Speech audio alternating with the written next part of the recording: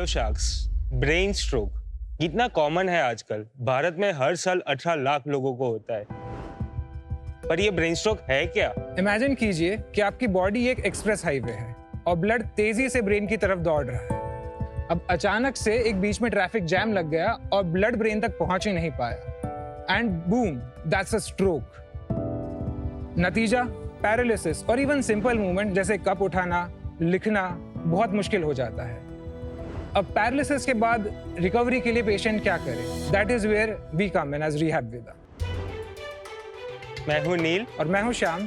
हम आए अहमदाबाद से लेके रिहैब वेदा। रिहैब वेदा एक ऐसा home based neuro rehabilitation solution है जो पेशेंट के दिमाग और हाथ के बीच के टूटे हुए कनेक्शन को वापस से जोड़ता है।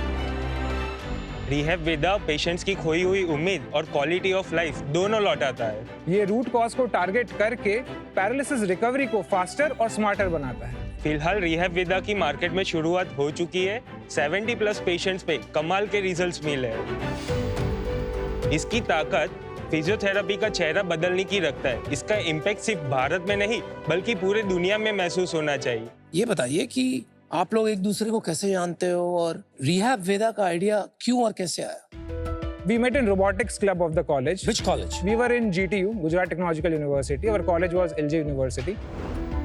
मेरा background, I am a mechanical engineer. My experience has been into robotics, AI and machine learning. मेरा जो experience था टेक्नोलॉजी के अराउंड, जिसको ब्रेन कंप्यूटर इंटरफेस बोलते हैं, मुझे लगा कि क्यों ना हम इस लर्निंग एक्सपीरियंस को पर्सनलाइज कर सकें। हमने थोड़ा बहुत सर्च किया इस पे, तो एक बहुत ही नेसेंट स्टेज पे हमने डेवलपमेंट स्टार्ट किया कि हार्डवेयर बना के देखते हैं कि क्या कर सकते हैं इससे। और ये टाइम था जब कोविड पैंडेमिक हिट हुआ था और हमने डेवलप किया था, लेकिन हमारा hardware business actually it was not working well because hardware prices shoot up हो गए थे। ड्यूरिंग दिस टाइम हम लोग IIT रूरकी में इंक्यूबेट हुए। जब हम उनके पास गए तो उन्होंने हमारा प्रोडक्ट रिफाइन करवाया। इवेंचुअली हम लोग न्यूरोलॉजिस्ट और न्यूरोसर्जन के साथ कनेक्टेड थे। एक बार हम लोग जब बात कर रहे थे एक न्यूरोलॉजिस्ट से, तो ही मेंशन्ड दिस कि आप जो न्यूरो फीडबैक पे काम कर रहे हैं, क्यों ना हम इस टेक्नोलॉजी को ऐसे फॉर्म में कन्वर्ट करें कि जो पैरालिसिस पेशेंट्स को ट्रीट कर सके।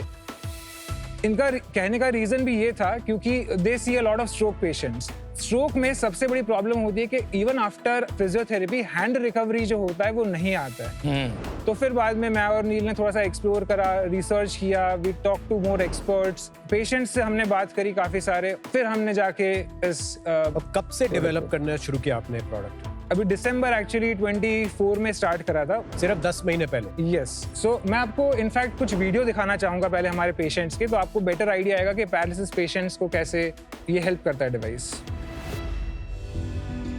ये पेशेंट जो है, he is a 55-year-old patient, suffered a stroke 2 साल पहले। उनका फिजियोथेरेपी चालू था, लेकिन लोअर लिम्ब और सब में मूवमेंट आ गया था, बट हाथ की मूवमेंट नहीं आई थी। Using our neuro feedback system, जैसे आप देख सकते हैं अलग अलग इसमें थेरेपीज कर रहे हैं। हैंड ऐसे कॉन्ट्रैक्ट हो जाता है ना? Yes sir. After couple of weeks of neuro feedback training, hand जो उनका खुलने भी लगा और एकदम सिंपल टास्क जैसे पेपर उठाना या बॉटल को इधर से उधर करना या कोई वेट उठाना। That's amazing. ये होता है। This patient, right, he's a 12-year-old kid, suffered brain hemorrhage when he was 2 years old. Oh my God. Left side completely paralyse हो गया था। हमारे न्यूरो फीडबैक सिस्टम से आप देख सकते हैं, this is also recovery in just 2 months. That's remarkable. Fabulous. So, Neil, इस पूरे प्रोसेस में how much time does it require? जब पेशेंट इस जर्नी स्टार्ट करते हैं, we generally prescribe on an average of 30 to 45 minutes पर session 2 times a day. Initial जो science of recovery या साइंस ऑफ मूवमेंट है वो आपको 3 से 4 हफ्ते में दिखना शुरू हो जाता है। Very good. But complete recovery जो है आप बोल सकते हो कि 4 to 6 months depending obviously on the severity. Kunal से अगर आप आ सकते हैं तो मैं आपको एक दूसरा डेमो दिखाना चाहता हूँ। हम जो एक्चुअली किट देते हैं वो ये रिहैब वेदा R1 किट हम बोलते हैं। इस किट के अंदर कुछ चीज़ें आती हैं, मैं आपको दिखा देता हूँ। ये EEG हेडबैंड है, गोल्ड प्लेटेड सेंसर्स, इसको आप इजीली ऐसे पहन सकते हैं। फिर ये एक ईयर क्लिप सेंसर है, यहाँ पे कान पे ऐसे लगता है।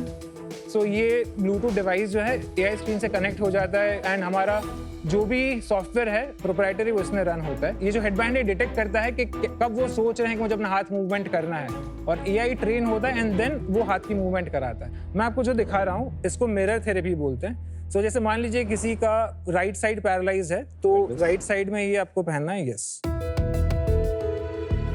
अब ये मिरर हैंड है, सो जैसे जो अनअफेक्टेड हैंड है उस पर ये ग्लव पहनना है।